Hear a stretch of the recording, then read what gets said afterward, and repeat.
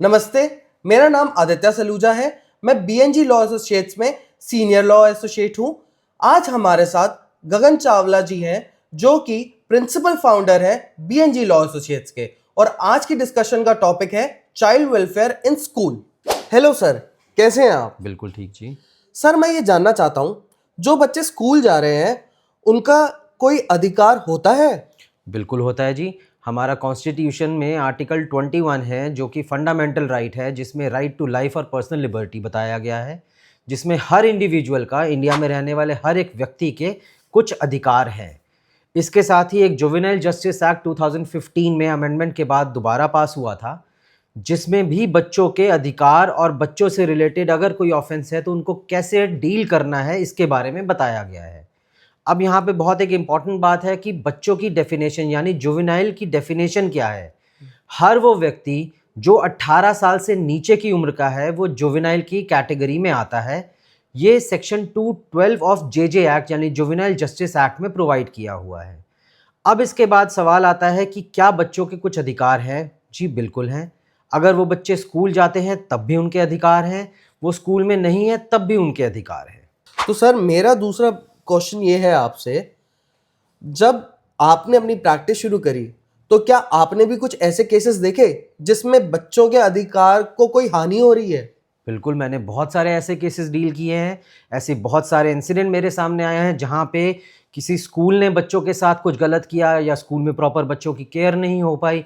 आपने भी कई बार देखा होगा या न्यूज़ में सुना होगा कि किसी टीचर ने बच्चे को थप्पड़ मार दिया, जिसकी वजह से वो बहरा हो गया, या उस बच्चे की ब्लीडिंग शुरू हो गई, या उस बच्चे को कोई इंजरी हो गई।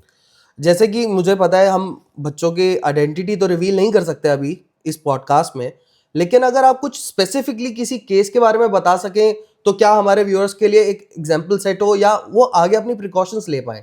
देखिए, बिल्कुल आप ठीक कह रहे हो, क्योंकि बच्चों के आइडेंटिटी डिस्क्लोज करना इज़ नॉट लीगल।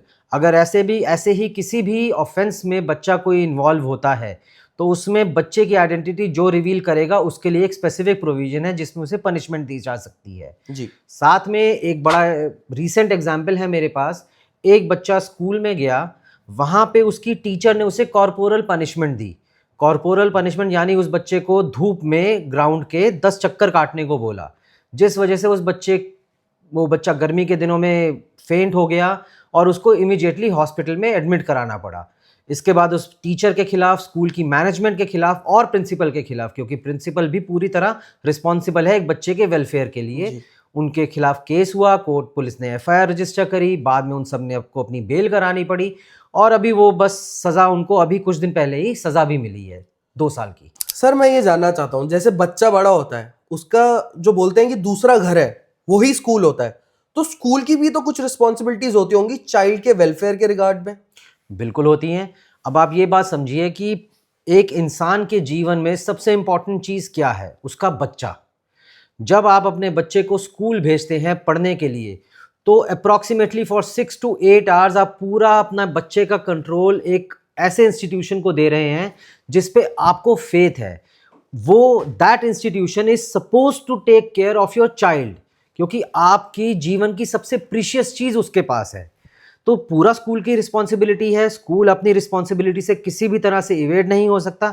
इसमें एक और बहुत इंपॉर्टेंट बात आपको मैं बताता हूँ।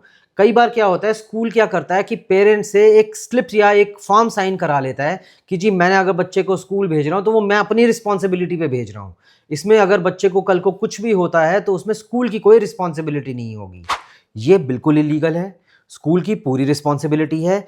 इसके लिए जुवेनाइल जस्टिस एक्ट में सेक्शन 75 भी दिया गया है, जो ये कहता है कि अगर कोई भी बच्चा किसी भी एडल्ट की केयर में है, भले ही वो उसके पेरेंट्स हों, वो किसी भी एडल्ट की केयर में है और उस एडल्ट की केयर में या उस इंट्रस्टमेंट के दौरान बच्चे की, अगर उस बच्चे को कोई भी फिजिकल या मेंटल ट्रॉमा होता है, कोई इशू आता है, कोई भी ऐसी चीज़ होती है जिसकी वजह से उस बच्चे की फिजिकल फॉर्म में कोई डिफॉर्मिलिटी आ जाए या वो इनकैपेसिटेट हो जाए, तो उसके लिए उसमें सज़ा का प्रावधान है।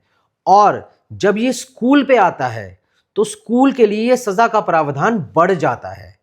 अगर उस बच्चे को कोई परमानेंट डिसेबिलिटी हो जाती है तो ये सज़ा 10 साल तक हो सकती है और फाइन भी हो सकता है, जो कि 5 लाख रुपए तक है। इसके अंदर स्कूल, स्कूल की मैनेजमेंट, स्कूल की प्रिंसिपल और जो टीचर जिसकी केयर में एक्चुअली उस वक्त बच्चा था वो भी रिस्पॉन्सिबल है। तो सर जैसे अभी आपने जिक्र करा section 75 of the juvenile justice, इसमें मैं जानना चाहता हूं कि अगर कोई ऐसा क्राइम कमिट कर रहा है या ऐसी कोई इलीगल एक्टिविटी हो रही है तो क्या वो बेलेबल है या नॉन बेलेबल है? देखिए, सेक्शन 75 जुवेनाइल जस्टिस एक्ट में सज़ा के अलग अलग प्रावधान हैं अलग अलग ऑफेंसेस के लिए, यानी ग्रेविटी में डिफर है और डिपेंडिंग अपॉन कि क्या ऑफेंस हुआ है वो बेलेबल और नॉन बेलेबल दोनों ही उसके अंदर प्रोवाइड होते हैं। जी, तो मैं ये जानना चाहता हूं जैसे कोई क्राइम कमिट होता है तो सबसे पहले कोई अथॉरिटी या कोई फोरम या कोई हेल्पलाइन नंबर ऐसी कोई रीच हो नॉर्मल पब्लिक के लिए या किसी बच्चे के लिए, तो हम उसको कैसे अप्रोच कर सकते हैं? देखिए, सबसे पहले तो आप हेल्पलाइन 1090 पे कॉल कर सकते हैं, आप अपने लोकल पुलिस स्टेशन में कॉल कर सकते हैं, उसके बाद आप नॉर्मल कोर्ट में अप्रोच कर सकते हैं अगर एफआईआर नहीं होती, या आप जुवेनाइल जस्टिस बोर्ड भी गवर्नमेंट ने बनाए हुए हैं जुवेनाइल जस्टिस एक्ट के अंडर, आप वहाँ पे अप्रोच कर सकते हैं।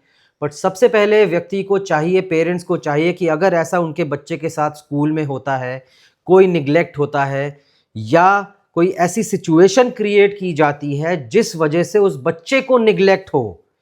यहाँ पे 2-3 डेफिनेशंस आती हैं जो बतानी बहुत ज़रूरी हैं कि या तो बच्चे को कोई इंजरी हो, मेंटल या फिजिकल, किसी भी एक्ट से या कोई एक्ट ना करने से जिस ऑर्गेनाइजेशन की केयर एंड कस्टडी में बच्चा उस वक्त है, या ऐसा कोई काम किया जाए जिस वजह से उस बच्चे की केयर ना हो पाए या उस बच्चे को कोई हार्म पहुंचे फिजिकल या मेंटल बाय दैट ऑर्गेनाइजेशन। ये दोनों ही केसेस में ऑफेंस है। सबसे पहले तो आपको क्या चाहिए, जैसे ही आपको पता लगे कि आपके बच्चे के साथ कुछ ऐसा हुआ है, देखिए अगर कोई इंजरी है तो सबसे पहले ऑब्वियसली आपको डॉक्टर के पास लेके जाना चाहिए, हो सके तो किसी गवर्नमेंट हॉस्पिटल में ले जाए, वहाँ पे उसकी एमएलसी प्रिपेयर करवाएं। साथ ही साथ 1090 पे कॉल करें, उसके बाद पुलिस वहाँ पे आएगी, आप एज अ गार्जियन बच्चे की तरफ से कंप्लेंट लिखवा सकते हैं और जब बच्चे की कंप्लेंट में बच्चे के बयान लिखे जाएंगे तो वहाँ पे काउंसलर का होना भी ज़रूरी है। जब बच्चे की स्टेटमेंट रिकॉर्ड होगी तो वहाँ पे काउंसलर का होना है। उसके बाद पुलिस अगर एक्शन नहीं लेती तो आप वो एक्शन लेने के लिए आप कोर्ट में भी केस फाइल कर सकते हैं, जिसके बाद पुलिस को एक्शन लेना पड़ेगा। तो ये एक आप मान लीजिए कि एक फॉर्मेट कह लीजिए या एक चेकलिस्ट कह लीजिए, प्रोसीजर कह लीजिए, जैसे आपको फॉलो करना चाहिए। तो सर अगर कोई ऐसा क्राइम कमिट हुआ है उसके लिए बैक हैंड पे हमारे पास क्या क्या प्रूफ या सबूत होने चाहिए जिससे कि हम वो प्रूव कर सकें कि ऐसा कुछ क्राइम हुआ भी है कि नहीं हुआ है? देखिए, आजकल बहुत सारे स्कूल्स में वीडियो रिकॉर्डिंग होती है, सीसीटीवी कैमरा के थ्रू। सीसीटीवी कैमरा, और बहुत सारे स्कूल्स के क्लासरूम में भी जब तक बच्चे हैं तब तक वहाँ पे वीडियो रिकॉर्डिंग होती रहती है। तो सबसे पहले तो आपको, जैसे ही आपको पता लगे कि ऐसा कुछ हुआ है, आप सबसे पहले तो बच्चे का अपने मेडिकल कराएं, 1090 में कंप्लेंट करें, साथ ही साथ स्कूल में एक ईमेल, एक लेटर ज़रूर दें, कॉपी आप उसकी मार्क करें डायरेक्टरेट ऑफ एजुकेशन, क्योंकि directorate of education is the authority which control school. उसमें लिखें कि इस बच्चे के साथ यहाँ पे इस दिन इतने बजे इस जगह पे ये इंसिडेंट हुआ, और उसकी जो सीसीटीवी फुटेज है उसको प्लीज़ प्रोक्योर किया जाए और उसे प्रिजर्व किया जाए, क्योंकि कई बार स्कूल या बाकी जो भी ऑर्गेनाइजेशन है वो ये प्ली ले लेती हैं कि जी हमारे पास तो जो रिकॉर्डिंग थी वो 10 दिन के लिए थी या 15 दिन के लिए थी, तो उसके बाद जी अब तो ये रिकॉर्डिंग चली गई। अगर इसके बाद भी स्कूल वो प्रिजर्व नहीं करता तो आपके पास प्रोविज़न है क्रिमिनल लॉ में, जिसमें आप कोर्ट में एक एप्लीकेशन लगा सकते हैं जिसमें पुलिस को ये डायरेक्शन कोड देगा कि जो भी रेलेवेंट सीसीटीवी रिकॉर्डिंग है उसे प्रिजर्व किया जाए जब तक इस केस की इन्वेस्टिगेशन पूरी नहीं होती और इस केस का ट्रायल पूरा नहीं होता, और उसके बाद वो करने के लिए बाध्य है। हाँ, इसके बाद भी अगर स्कूल नहीं करता तो वो डिस्ट्रक्शन ऑफ एविडेंस की एक अलग ऑफेंस में फंस सकता है। जी, तो सर मैं ये जानना चाहता हूँ और भी कोई कानूनी प्राविधान होंगे जिसके अंदर हम एक चाइल्ड के वेलफेयर को सिक्योर कर सकते हैं? हाँ, वैसे तो बच्चों के वेलफेयर के लिए जुवेनाइल जस्टिस एक्ट ही है, पर इसके अलावा और भी कई कानून हैं, जैसे कि पॉक्सो एक्ट है, जिसके अंदर अगर कोई माइनर है उसके साथ कोई ऑफेंस होता है तो उसके लिए सज़ा का प्रावधान थोड़ा ज़्यादा है। जैसे माइनर के साथ अगर सेक्सुअल ऑफेंस होता है किसी, तो उसके लिए सज़ा ज़्यादा है और उसमें onus to prove shifts to accused that I have not committed this offence. This is a technical thing, but हाँ वो भी थोड़े सख्त कानून हैं. जैसे कि अभी हम बात कर रहे थे, तो अगर ये प्रूव हो जाता है कि the school, the institution is a wrong doer, तो क्या उन्हें भी पनिशमेंट मिलती है? और अगर पनिशमेंट मिलती है तो उस ऑर्गेनाइजेशन में किस हायरार्की के हिसाब से पनिशमेंट मिलती है? देखिए बिल्कुल मिलती है. अभी मैंने आपको जैसे पहले इस पॉडकास्ट में भी बताया कि हाँ स्कूल भी रिस्पॉन्सिबल है. स्कूल को सज़ा जो टीचर रिस्पॉन्सिबल है उसको मिलेगी, जो प्रिंसिपल है उसको मिलेगी. मैनेजमेंट में अगर कोई है जो प्रूव हो जाता है कि yes that person was also responsible for functioning of that school on the day of event, तो उसे भी मिलेगी.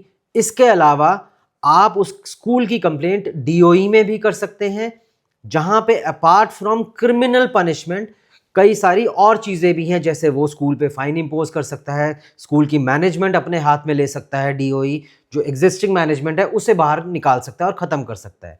तो यस इस हायरार्की में पनिशमेंट मिलती है. सर मेरा मानना तो ये है कि जो बच्चा होता है वो एक फूल की तरह होता है. अगर उसे प्यार और नरिशमेंट नहीं मिलती तो मुरझा जाता है.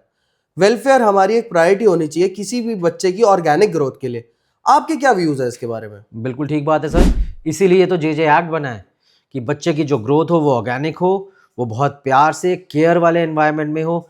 इन्हीं सब चीज़ों को सेफगार्ड करने के लिए ही ये कानून बने हैं जिस पे आज हम डिस्कशन कर रहे हैं, और बिल्कुल ये होना चाहिए. जी, तो आज के पॉडकास्ट में हमने ये जाना, जो बच्चे स्कूल जा रहे हैं और वो उनके साथ कोई नेग्लिजेंस हो रही है जिसकी वजह से उनकी मेंटल और फिजिकल हेल्थ पे हार्म पहुंच रहा है, तो उनके लिए हमारे पास क्या क्या रेमेडीज हैं. ऐसे ही इंफॉर्मेटिव वीडियोस के लिए आप हमारे चैनल पे जुड़े रहें. अगर फिर भी आपके माइंड में कोई क्वेरी है या आप इस टॉपिक पे और कुछ जानना चाहते हैं या ऐसा कोई नेग्लिजेंस आपके साथ भी हुआ है जिसकी रेमेडी आप ढूंढ रहे हैं, तो डिस्क्रिप्शन बॉक्स में हमारी कॉन्टैक्ट डिटेल्स हैं. आप हमें कभी भी कॉन्टैक्ट कर सकते हैं. Thank you. Thank you.